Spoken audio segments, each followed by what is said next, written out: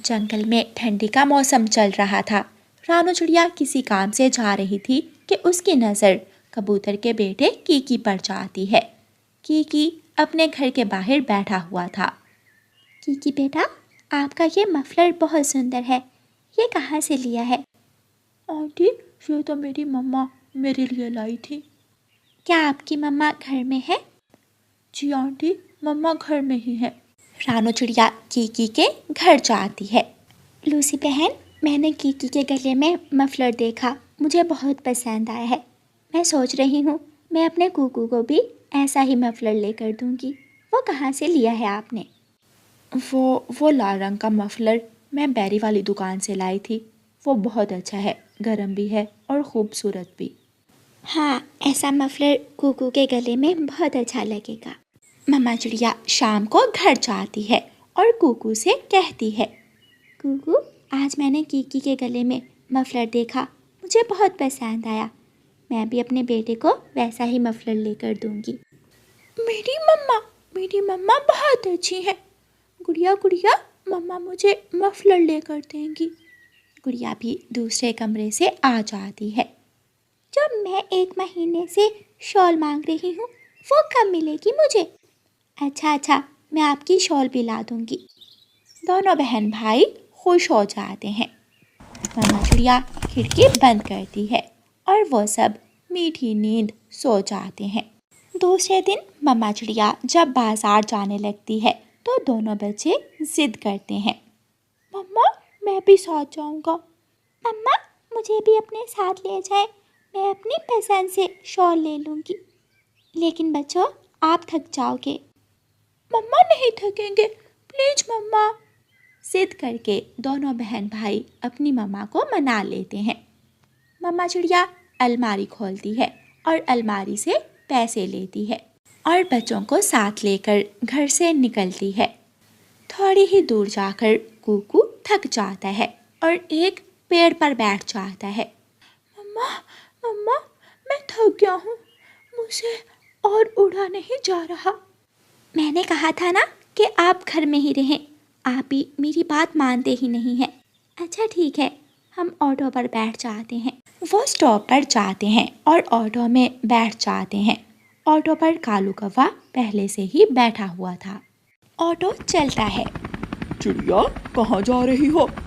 मैं अपने बच्चों के गर्म कपड़े लेने बाजार जा रही हूँ।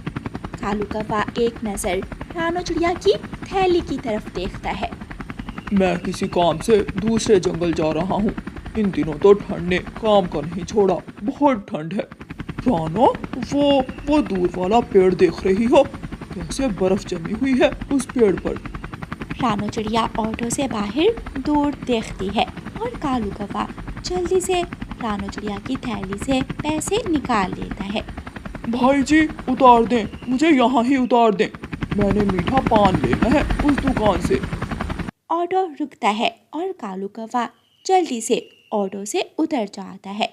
ऑटो फिर से चलता है और थोड़ी देर बाद जंगल के बाजार में पहुंच जाता है। मम्मा चिड़िया ऑटो से उतरती है और गर्म कपड़ों की दुकान पर पहुंच जाती है। यही है कुकू, देखो बेटा, ये मफलर कैसा लगा आपको? मम्मा सच में ये बहुत सुंदर है, मुझे यही लेना है। मम्मा चिड़िया अपने बेटे को मफलर उतार कर दे देती है। मम्मा मुझे वो वाली शॉल ले दें। ये शॉल ऊन की बनी हुई है, बहुत गर्म है ये शॉल। भाई जी वो भी दे दें। मम्मा चिड़िया अपने बच्चों को चीज़ें लेकर दे देती है और पैसे देने के लिए थैली को खोलती है तो थैली खाली थी। अरे मेरे पैसे कहाँ गए? कुकू गुड़िया, हम लुट गए, किसी ने पैसे निकाल लिए हैं। बस बहुत आते हैं दिन में मेरे पास ऐसे। मेरे कपड़े वापस करो, जल्दी करो, ऐसे नाटक करने की कोई ज़रूरत नहीं है। दुकान वाला पक्षी मम्मा चिड़िया से कपड़े वापस ले लेता है। मम्मा, रास्ते में कालू कौवा अंकल ऑटो में बैठे थे। हाँ, ये काम ज़रूर कालू कौवे का ही है, लेकिन बेटी अब क्या करें? अच्छा ऐसा करते हैं, हम आपकी नानों के घर जाते हैं, आपकी नानों का घर यहाँ पास ही है। ऐसे मम्मा चिड़िया दोनों बच्चों को साथ लेकर अपनी माँ के घर चली जाती है। माँ, वो कौवा मेरे साथ ही बैठा था, वो मुझसे बातें करने लगा और मुझे पता ही नहीं चला कि कब उसने मुझे लूट लिया। नानो नानो, अब मैं मफलर कैसे लूँगा? क्या मुझे शॉल नहीं मिलेगी अब? क्यों नहीं मिलेगी, मेरे बच्चों को हर चीज़ मिलेगी। गुड़िया और कुकू की नानो संदूक खोलती है और संदूक से एक मफलर और शॉल निकालकर दोनों को दे देती है। ये मैंने अपने हाथों से बनाए हैं, ऊन के हैं। मम्मा देखें, मैं कैसा लग रहा हूँ?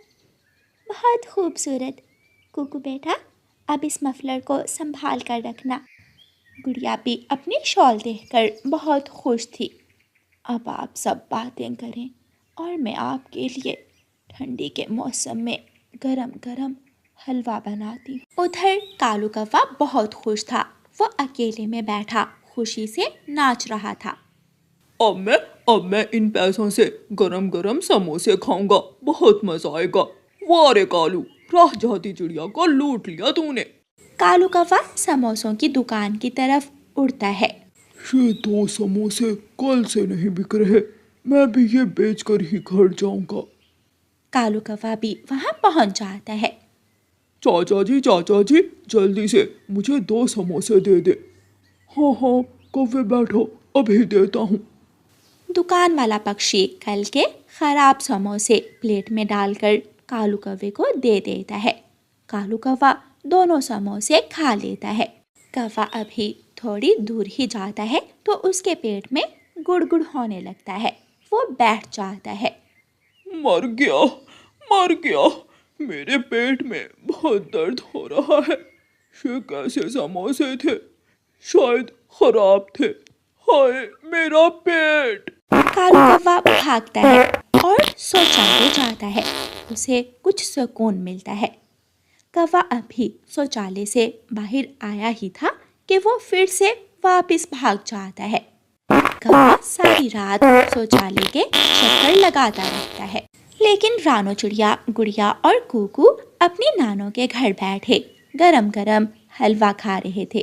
प्यारे दोस्तों, कौवे ने चोरी तो कर ली, लेकिन उसे क्या मिला? पेट का दर्द या फिर शौचालय की सैर।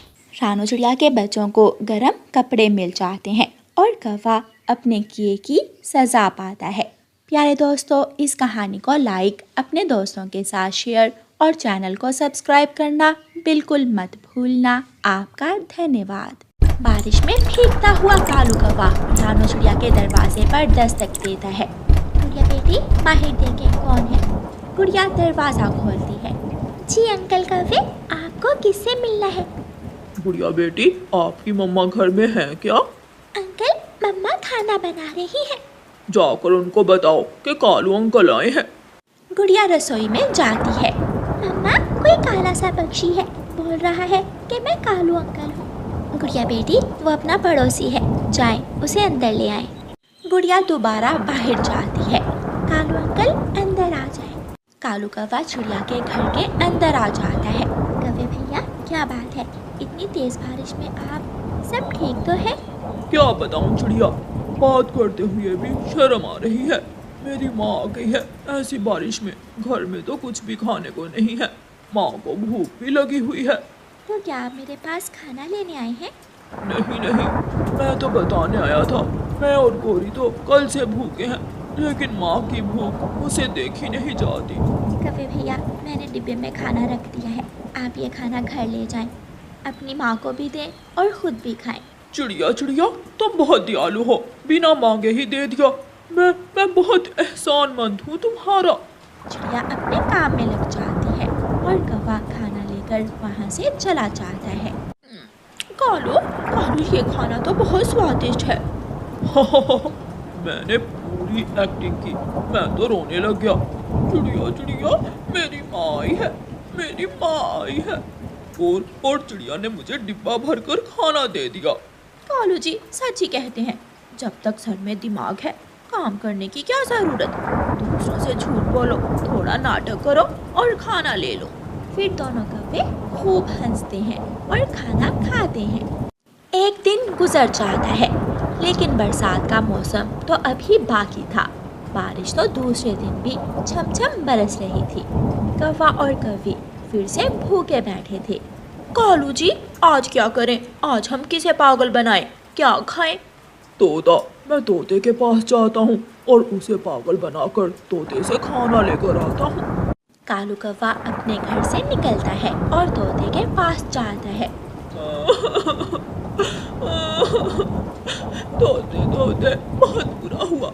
ऐसी बारिश में तुम्हारी भाभी गौरी को तेज बुखार हो गया है और डॉक्टर ने कहा है कि अगर गौरी को मीठे अमरूद ना दिए तो बुखार और भी तेज हो सकता है।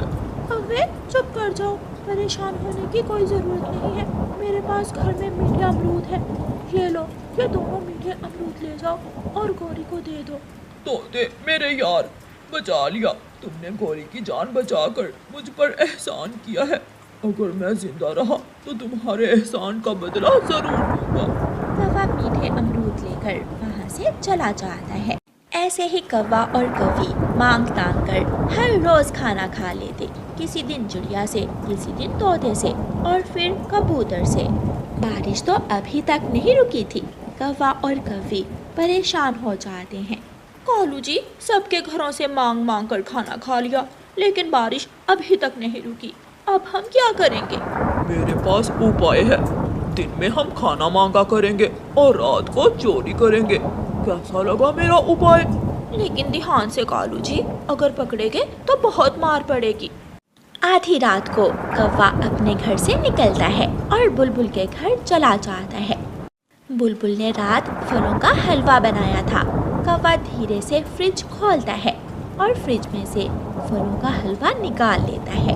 बुलबुल सोई हुई थी। कौवा मौका पाकर फलों का हलवा चुराकर बुलबुल के घर से भाग जाता है। रास्ते में जाकर कालू कौवा एक पेड़ पर बैठ जाता है। अगर मैं ये सारा हलवा घर ले गया तो गौरी खा लेगी। मैं आधा हलवा रास्ते में ही खा लेता हूँ। ऐसे सोचकर कालू कौवा आधा हलवा खा लेता है। हलवे में बारिश का पानी मिल जाने से हलवे का शोरबा बन जाता है और कालू कौवा डिब्बा उठाकर अपने घर चला जाता है। कालू के बच्चे, ये कैसा हलवा है? इतना पतला, जैसे शोरबा हो। ये तुम कहाँ से चोरी करके लाए हो? मैं ये हलवा बुलबुल के घर से चुरा कर लाया हूँ। इसमें तो बारिश का पानी मिला हुआ है। बेसवाद है ये हलवा। गौरी वो हलवा फेंक देती है और कालू चुप करके बैठ जाता है।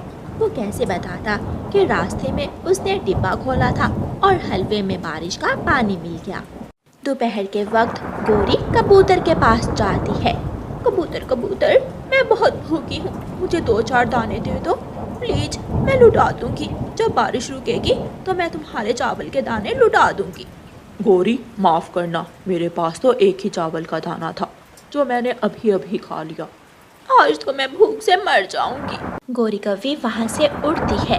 रास्ते में गौरी को बुलबुल मिल जाती है। बुलबुल के पास एक मीठा फल था। बुलबुल बुलबुल, ये मीठा फल मुझे दे दो, बहुत भूख लगी है मुझे। लो गौरी, ये मीठा फल तुम ले लो। मैं तुम्हें फलों का हलवा भी खिलाती, लेकिन रात किसी चोर ने मेरी फ्रिज से फलों का हलवा चोरी कर लिया। अच्छा बुलबुल बहन, वो हलवा कैसा था? क्या स्वादिष्ट था? बहुत बहुत स्वादिष्ट। वहाँ पेड़ पर बैठकर खाया उस चोर ने, वहाँ डाल पर गिरा हुआ भी है। ये सुनकर गौरी कौवी गुस्से में आ जाती है। गौरी बुलबुल से मीठा फल लेती है और सीधी अपने घर जाती है। कालू के बच्चे, फलों का हलवा कहाँ बैठकर खाया था? कहीं नहीं, मैं तो हलवा चोरी करके तुम्हारे पास ही ले आया था। तो फिर बुलबुल के घर के पास पेड़ पर बैठकर तेरे बाप ने खाया था? ऐसे कहते हुए गौरी कौवी डंडा उठा लेती है और कालू कौवे की खूब पिटाई करती है। गौरी, माफ कर दो, मुझे माफ कर दो। आज के बाद मैं कभी ऐसा नहीं करूँगा। कौवा घर से निकलकर भागता है। तेज बारिश में कौवा आगे आगे और गौरी पीछे पीछे। गौरी कौवी कालू कौवे का पूरे जंगल का चक्कर लगवाती है। प्यारे दोस्तों, इस कहानी को लाइक, अपने दोस्तों के साथ शेयर और चैनल को सब्सक्राइब करना बिल्कुल मत भूलना। आपका धन्यवाद।